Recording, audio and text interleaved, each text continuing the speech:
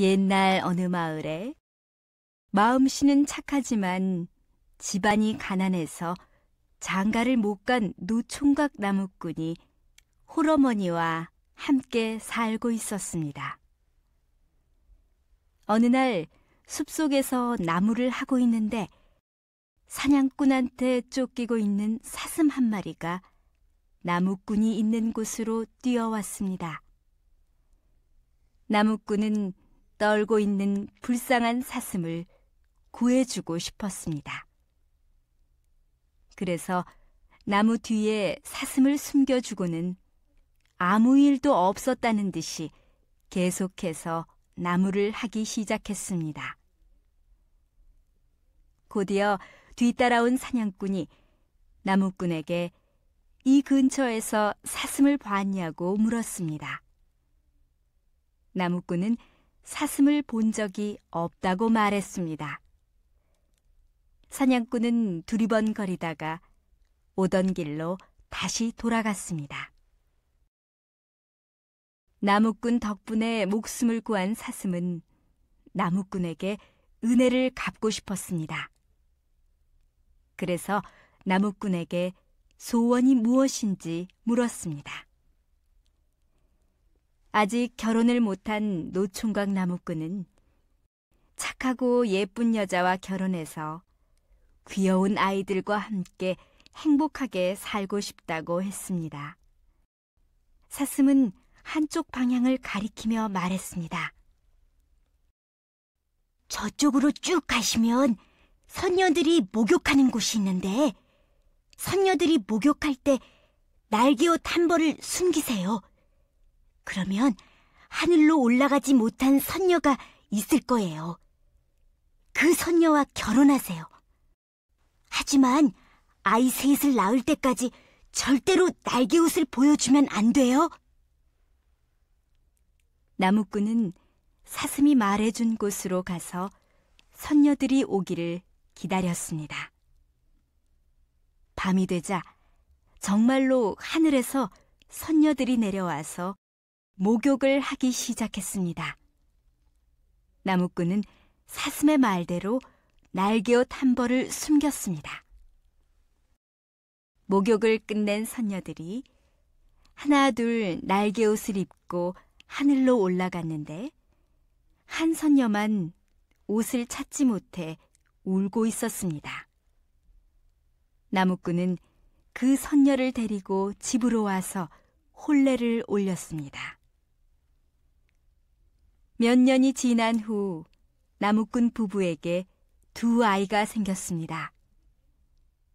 나무꾼은 자식이 생겨서 매우 행복했지만 선녀는 가끔 하늘나라를 그리워했습니다. 선녀는 나무꾼에게 날개옷을 한 번만이라도 보고 싶다고 했습니다. 나무꾼은 사슴이 한 말이 생각이 났지만 선녀에게 미안해서 날개옷을 딱 한 번만 보여주기로 마음을 먹었습니다. 나무꾼이 날개옷을 보여주자마자 선녀는 무척 반가워하며 그 옷을 입었습니다. 그리고 두 아이를 양팔에 안고 하늘로 올라갔습니다. 나무꾼은 아이 셋을 낳기 전에 날개옷을 주면 절대로 안 된다는 사슴의 말을 그때야 깨닫고 매우 슬퍼했습니다. 울고 있는 나무꾼에게 사슴이 찾아와서 말했습니다. 보름달이 뜨는 밤에 선녀들이 목욕하던 연못에 가면 하늘에서 두레박이 내려와요. 그것을 타면 하늘에 올라갈 수 있어요. 나무꾼은 사슴이 말한 대로 보름달이 뜨는 밤에 두레박이 내려오기를 기다렸다가 두레박을 타고 하늘나라로 올라갔습니다. 하늘나라로 올라간 나무꾼은 선녀와 아이들을 만나서 매우 기뻤습니다. 나무꾼은 고향에 혼자 계신 어머니가 걱정이 되었습니다. 하늘나라의 임금님은 나무꾼에게 날개 달린 말 한 피를 주며 말의 등에서 내려오면 안 된다고 했습니다. 땅으로 내려간 나무꾼은 어머니를 찾아갔습니다. 어머니는 나무꾼이 너무 반가워서 죽이라도 한 그릇 먹고 가라고 했습니다. 나무꾼은 말에서 내리면 안 되기 때문에 말 위에 앉아 뜨거운 죽을 먹다가 말등에 죽을 흘렸습니다. 말은 깜짝 놀라서 펄쩍 뛰었고 나무꾼은 말등에서 떨어지고 말았습니다. 그 사이에 말은 하늘로 올라갔습니다. 나무꾼은 그날 이후로 매일 하늘만 보고 울었습니다. 결국 나무꾼은 죽어서 수탉이 되었는데 그때부터 수탉은 아침마다 지붕 위에서 하늘을 보며 울게 되었다고 합니다. 옛날 어느 마을에 마음씨는 착하지만 집안이 가난해서 장가를 못 간 노총각 나무꾼이 홀어머니와 함께 살고 있었습니다. 어느 날 숲속에서 나무를 하고 있는데 사냥꾼한테 쫓기고 있는 사슴 한 마리가 나무꾼이 있는 곳으로 뛰어왔습니다. 나무꾼은 떨고 있는 불쌍한 사슴을 구해주고 싶었습니다. 그래서 나무 뒤에 사슴을 숨겨주고는 아무 일도 없었다는 듯이 계속해서 나무를 하기 시작했습니다. 곧이어 뒤따라온 사냥꾼이 나무꾼에게 이 근처에서 사슴을 봤냐고 물었습니다. 나무꾼은 사슴을 본 적이 없다고 말했습니다. 사냥꾼은 두리번거리다가 오던 길로 다시 돌아갔습니다. 나무꾼 덕분에 목숨을 구한 사슴은 나무꾼에게 은혜를 갚고 싶었습니다. 그래서 나무꾼에게 소원이 무엇인지 물었습니다. 아직 결혼을 못한 노총각 나무꾼은 착하고 예쁜 여자와 결혼해서 귀여운 아이들과 함께 행복하게 살고 싶다고 했습니다. 사슴은 한쪽 방향을 가리키며 말했습니다.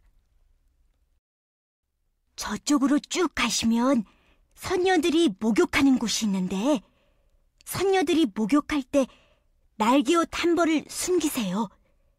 그러면 하늘로 올라가지 못한 선녀가 있을 거예요. 그 선녀와 결혼하세요. 하지만 아이 셋을 낳을 때까지 절대로 날개옷을 보여주면 안 돼요. 나무꾼은 사슴이 말해준 곳으로 가서 선녀들이 오기를 기다렸습니다. 밤이 되자 정말로 하늘에서 선녀들이 내려와서 목욕을 하기 시작했습니다. 나무꾼은 사슴의 말대로 날개옷 한 벌을 숨겼습니다. 목욕을 끝낸 선녀들이 하나 둘 날개옷을 입고 하늘로 올라갔는데 한 선녀만 옷을 찾지 못해 울고 있었습니다. 나무꾼은 그 선녀를 데리고 집으로 와서 혼례를 올렸습니다. 몇 년이 지난 후 나무꾼 부부에게 두 아이가 생겼습니다. 나무꾼은 자식이 생겨서 매우 행복했지만 선녀는 가끔 하늘나라를 그리워했습니다. 선녀는 나무꾼에게 날개옷을 한 번만이라도 보고 싶다고 했습니다. 나무꾼은 사슴이 한 말이 생각이 났지만 선녀에게 미안해서 날개옷을 딱 한 번만 보여주기로 마음을 먹었습니다.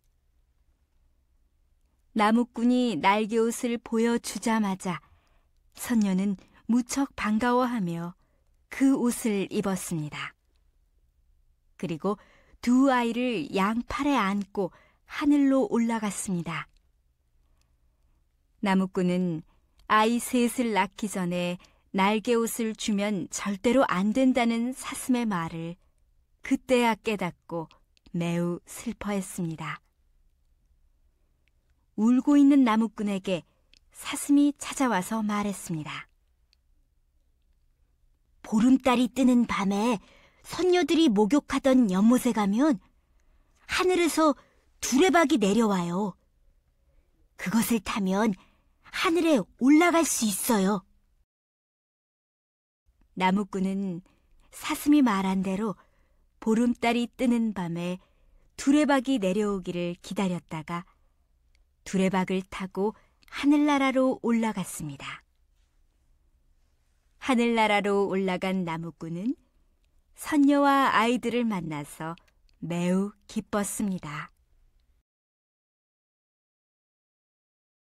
나무꾼은 고향에 혼자 계신 어머니가 걱정이 되었습니다. 하늘나라의 임금님은 나무꾼에게 날개 달린 말 한 피를 주며 말의 등에서 내려오면 안 된다고 했습니다. 땅으로 내려간 나무꾼은 어머니를 찾아갔습니다. 어머니는 나무꾼이 너무 반가워서 죽이라도 한 그릇 먹고 가라고 했습니다. 나무꾼은 말에서 내리면 안 되기 때문에 말 위에 앉아 뜨거운 죽을 먹다가 말등에 죽을 흘렸습니다.